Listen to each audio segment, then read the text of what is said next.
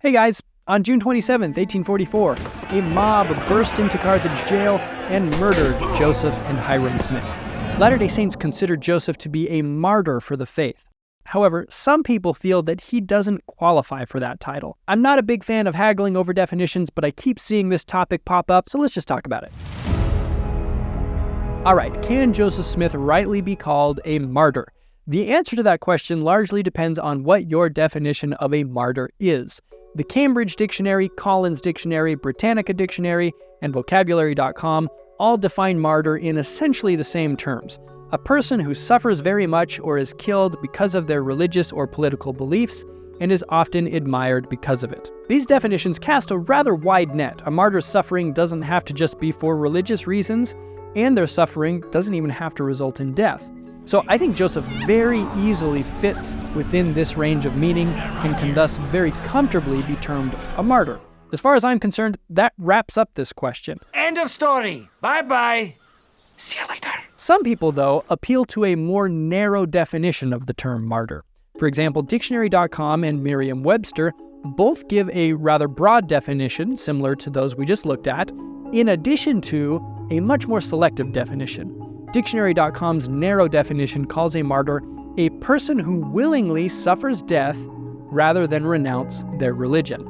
Some antagonists take this definition and then assert that Joseph cannot be termed a martyr because, 1, he did not die for his faith or religious beliefs, and 2, he did not die willingly. Let's go through these claims. Some people believe Joseph was killed not because of his religion, but for his role in the destruction of the Nauvoo expositor. The reality is that Joseph wasn't killed for just one reason. It wasn't this or that, it was this and that. His antagonists had woven together a rich tapestry of grievances, and religious disagreement was absolutely a part of that tapestry. After the killings, Governor Thomas Ford attributed the violence to religious intolerance, specifically regarding polygamy and some other controversial teachings, in addition to the political threat of Latter-day Saint bloc voting, Nauvoo's military power, and a perceived abuse of legal power. Before the killings, both the Nauvoo Expositor and the Warsaw Signal denounced, among other things,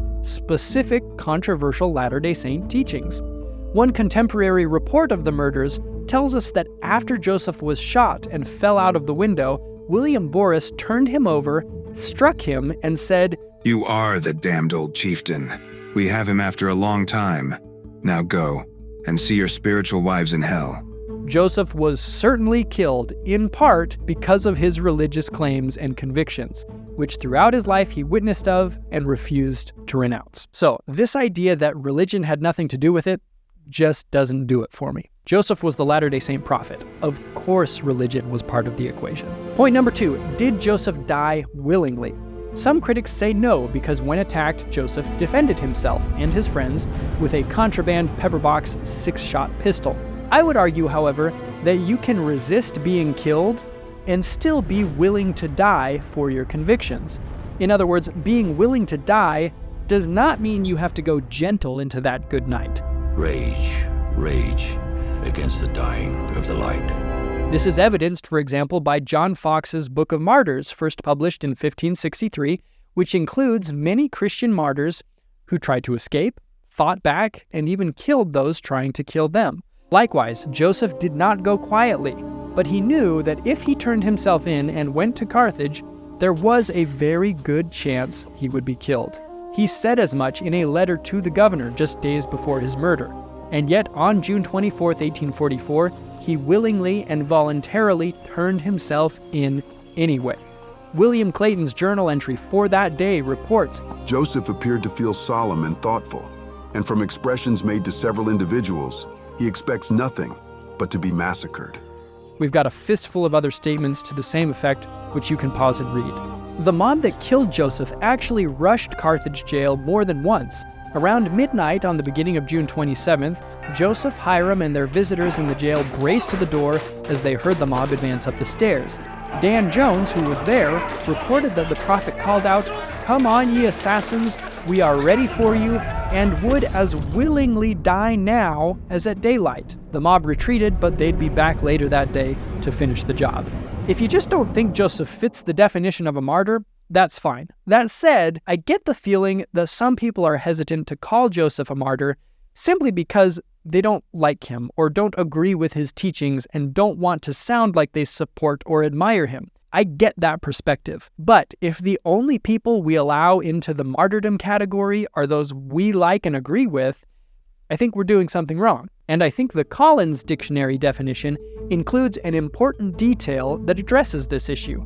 A martyr is someone who is killed or made to suffer greatly because of their religious or political beliefs and is admired and respected by people who share those beliefs. By this definition, you can think someone is cuckoo for Cocoa Puffs, but still recognize them as a martyr for their people.